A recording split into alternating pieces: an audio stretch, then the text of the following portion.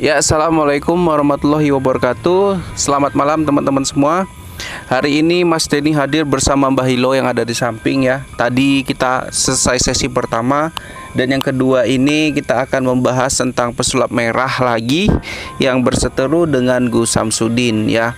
Alasan kita yang pertama itu kenapa tidak layak dibesar-besarkan seperti ini, karena yang pertama yang Mbah Hilo bilang adalah Gus Samsudin itu dan tim ya, itu membuat konten hampir setiap hari, dan tidak mungkin ya seorang pesulap merah yang dilahirkan dari suatu ajang pencarian bakat tidak mengetahui mana yang konten bergenre sinetron dan mana yang beneran real gitu ya.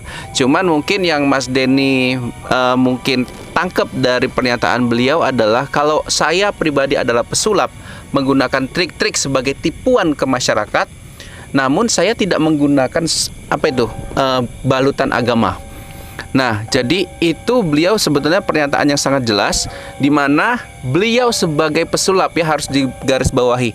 Nggak mungkin pesulap ya menggunakan sorban cuy, menggunakan kopiah, sah-sah aja, tapi jarang ada yang seperti itu menurut saya. Jadi kalau di sini Gus Samsudin kan adalah seorang konten kreator yang bergenre laga, dukun-dukun menyerang dukun-dukun santet, menghalau dan membinasakan dukun santet, kemudian dibalut dengan agama sebagai cara untuk menyelesaikan permasalahannya di konten tersebut. Maka tidak heran di setiap konten Gus Samsudin itu selalu memberikan dakwahnya, penceramahannya, kemudian doa-doanya, dan itu memang real gitu. Jadi kontennya memang berjenis settingan, namun pendidikan agama benar di situ. Ada ustadz yang mengatakan ada kekeliruan fatal dari Gus Samsudin di konten berupa kata-kata demi Allah. Oke, mungkin itu bisa menjadi introspeksi pada konten-konten berikutnya bagi Gus Samsudin. Dan ustadz tersebut juga mengatakan bahwasannya di kemudian hari hendaknya Gus Samsudin tidak lagi membuat keributan seperti ini, dan agar tidak membuat keributan seperti ini, buatlah di awal video itu seperti di film-film lah, bahwasanya video ini hanya fiktif belaka atau konten-kontenan dan lain-lain. Dan sebenarnya itu secara penggemar mungkin sudah paham, namun untuk pendatang yang ingin menjatuhkan beliau, mungkin ya itulah antisipasinya buat Gus Samsudin agar tidak dicemooh di kemudian harinya, apalagi oleh seorang pesulap merah yang menurut Mas Denny mencari konten dari sesuatu yang sebetulnya tidak perlu diperbesar seperti ini.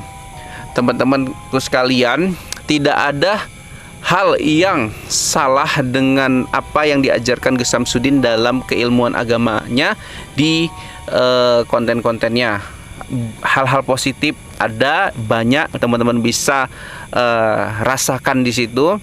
Dan memang kalau lucu daripada pesulap merah ini mempermasalahkan dari beberapa video, kalau menurut Mas Denny semua video malah punya Gus Samsudin itu banyak sekali properti yang digunakan untuk mendukung kontennya tersebut gitu. Jadi kalau dibilang konten settingan, ya nggak mungkin nggak settingan kalau kayak gitu loh, kayak kepala putus segala macam, itu banyak sekali yang ada di kontennya Gus Samsudin seperti itu. Kalau Anda seorang aktor yang terlahir dari ajang pencarian bakat, kalau meyakinin itu beneran, ya berarti Anda bukan aktor itu gitu loh. Nah, Mbak Hilo sendiri ya tadi mengatakan bahwasanya sinetron di Indonesia banyak yang seperti itu ya Mbak Hilo ya? Iya, banyak yang mengandung unsur-unsur agama yang di dalamnya. Bahkan Susana sendiri bukan Islam, tapi selalu menyebutkan nama Allah ketika di videonya film, ya, dalam videonya gitu ya. Jadi sekian lama dewasa ini baru sadar saya bahwasanya Susana bukan Islam tapi di dalam film dia menyebut nama Allah sendiri seolah-olah Islam gitu ya. Tapi nggak ada masalah kan, yang diambil adalah sisi positifnya. Iya nggak Bailo? Iya. Sisi positifnya yang diambil, bukan sesuatu yang menyimpang dari trik-trik keris apa segala. Ini kan sebuah properti yang memancing penonton. Menurut saya seperti itu. Pesulap merah aja untuk memancing penonton, satu yang paling besar yang Anda lakukan adalah mengundang suatu pergaduhan dengan si tokoh yang terkenal tersebut. Itu yang Anda lakukan. Jadi saya paham sih sebetulnya yang Anda lakukan itu adalah sesuatu yang tidak logika, tidak logis yang Anda kemukakan. Itu saja. Terlebih Anda juga adalah seorang pesulap yang selalu tahu tuh trik-trik pesulapnya itu gimana gitu ya Mbak ya. Trik-trik sulap itu Anda paham gitu ya. Dan hari ini Anda juga membuat suatu podcast dengan Mas Dedi yang mungkin tadi direkam kapan dan baru ditayangkan hari ini. Itu menjelaskan bahwasanya batu yang ketika dikena cahaya dia bergetar, kemudian ditutup ya, dia diam gitu ya. Itu adalah properti. Kemudian Anda juga bawa keris yang ada cetekan petir listriknya, itu juga suatu properti. Ya, jadi terlalu serius kalau dibilang Gus Samsudin itu membuat pembodohan publik. Anda saya rasa sudah paham bahwasannya apa yang dilakukan Gus Samsudin beserta YouTuber besar lainnya ya, guru-guru padepokan besar lainnya itu adalah bumbu ya. Kalau dari konten itu adalah bumbu penyedap gitu. Kalau nggak ada bumbu penyedap itu seolah-olah konten itu hambar.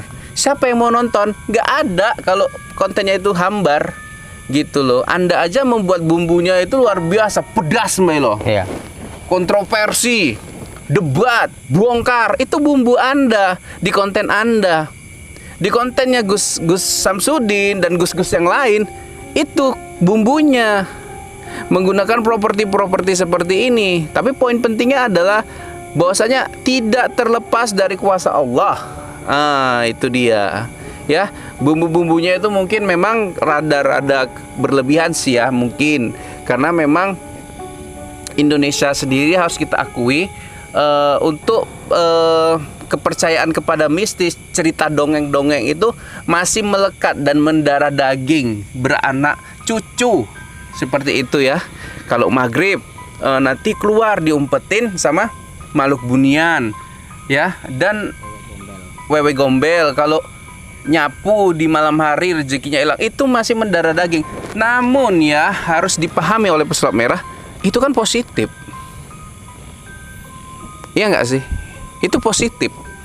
Jadi saya minta ya kepada teman-teman semua, khususnya Gus Samsudin, pengikut Gus Samsudin, guru-guru besar lain, jangan terpancing emosi, tahan komentar-komentar yang menjatuhkan pesulap merah. Kita jangan jatuhkan pesulap merah, ya. Kita jangan jatuhkan beliau.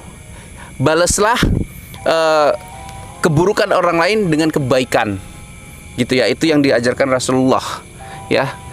Oke, mungkin sampai situ aja teman-teman di part ini. Kita lanjut di part berikutnya.